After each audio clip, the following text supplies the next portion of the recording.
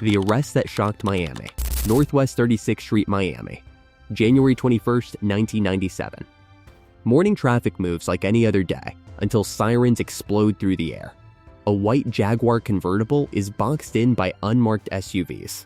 Armed federal agents storm the street shouting commands. Behind the wheel is Ludwig Tarzan Fainberg, nightclub owner, flashy millionaire, and a man about to become the center of one of the strangest criminal cases in modern history. Because according to the US government, this man was trying to sell a Soviet submarine to a drug cartel. A submarine for cocaine. Not a rumor, not an exaggeration. Federal agents believed Fainberg was brokering a deal worth $35 million, the sale of a 300-foot Cold War submarine to Colombia's Cali Cartel. A machine built to hunt NATO fleets, now allegedly meant to smuggle 40 tons of cocaine beneath the Atlantic Ocean. Invisible to radar, nearly impossible to intercept. This case would become known as Operation Odessa, a global investigation involving the D, FBI, CIA, and multiple countries. But how does a nightclub owner in Miami end up trying to sell a war machine to one of the world's biggest drug empires? To understand that, we have to go back. Odessa, where it began. Odessa, Ukraine. 1970s. Concrete apartments, long ration lines. A place where survival meant hustle. While teenagers elsewhere worried about school, young Leonid Fainberg learned something more valuable: how to turn shortages into opportunity. His first scams were small, forged papers, favors, connections, but they taught him one rule that would define his life. Power doesn't belong to the strongest, it belongs to the connected. When the Soviet system began to crack, ambitious young men searched for escape routes. Fainberg was one of them. He left for Israel, then later America, and by the time he arrived in the United States, Leonid was gone. Now there was only Ludwig. Miami and the birth of Tarzan. In the early 1980s, Miami was chaos wrapped in luxury. Cocaine money flooded the streets. Nightclubs became meeting grounds for criminals, politicians, and opportunists. And in this world, Ludwig reinvented himself again.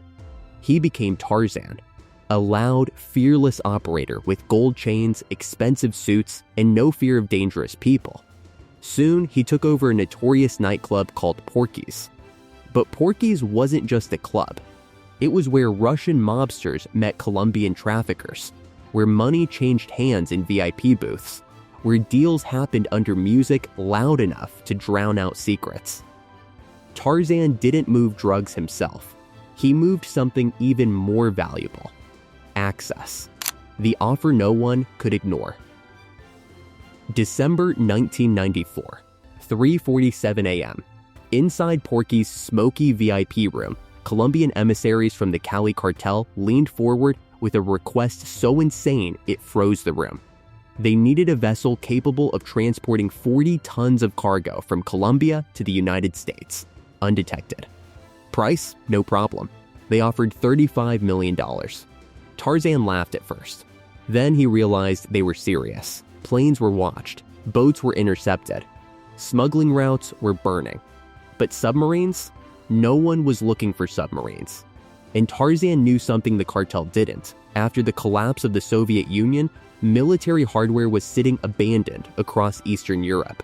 Rusting fleets, unpaid officers, corruption everywhere. Meaning one thing: everything had a price.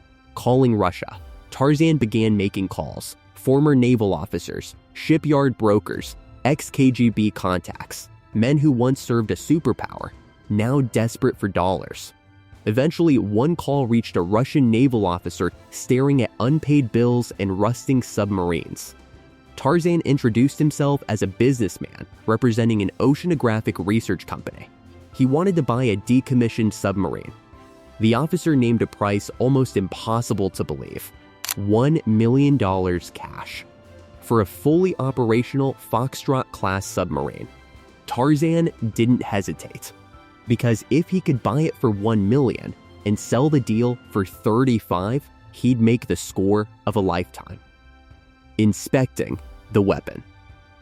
February 1995. Russia. Tarzan and his associates walked through a naval base like shoppers inspecting a luxury car. Their prize, a 300-foot Foxtrot-class diesel submarine, built during the Cold War to stock NATO fleets. Now potentially destined to become the most expensive drug mule in history. The cartel's representatives were stunned. This wasn't fantasy anymore. This was real steel, real engines, real capability. And Tarzan's network expanded fast: lawyers, shell companies, document forgers, maritime experts. The plan was simple: buy the submarine legally as surplus equipment, refit it overseas, replace torpedo storage with cocaine compartments, meet cartel ships at sea, load the cargo, travel underwater. Deliver drugs near the US coast. No radar, no Coast Guard patrol boat spotting it. One successful run could pay for the operation many times over. But someone was watching. The problem with wild plans is that they attract attention. US agencies intercepted whispers of something unbelievable: an American broker trying to buy a Soviet submarine for drug trafficking. At first, it sounded ridiculous. Then they heard the name attached to it: Tarzan Fainberg, a known figure in Miami's underworld with growing cartel connections. Suddenly, this wasn't just narcotics, it was national security. Within days, the D, FBI, CIA, and Coast Guard formed a joint investigation. They named it Operation Odessa, a nod to Tarzan's birthplace and the global scope of the conspiracy. Wiretaps began, informants were activated, undercover agents moved in. One Russian-speaking operative entered Tarzan's world under the alias Sasha. Tarzan thought he found a powerful ally. He had actually invited the government inside his circle. Paranoia takes over. At first, everything moves smoothly: meetings, plans, routes, payments. But criminals survive on one thing: trust. And trust began to rot. Tarzan's partners started asking questions. Why did Sasha always know the right people? Why did deals progress too smoothly? Why did he want technical details recorded so carefully? The cartel grew impatient. The Russians wanted money. Associates demanded secure phones and compartmentalized communication. Every whispered suspicion made the investigation stronger. Because once paranoia enters a criminal empire, it begins destroying itself from within. The failed sting. The DIA arranged a controlled drug transaction to secure final evidence. A nightclub called the Dollhouse became the trap. Agents waited with marked cash. Surveillance teams covered every exit. Tarzan arrived carrying cocaine with 2 associates. And in that chaos, a nightclub hustler from Odessa nearly turned a Cold War submarine into a cocaine delivery system. He didn't win. But for a moment, he came terrifyingly close.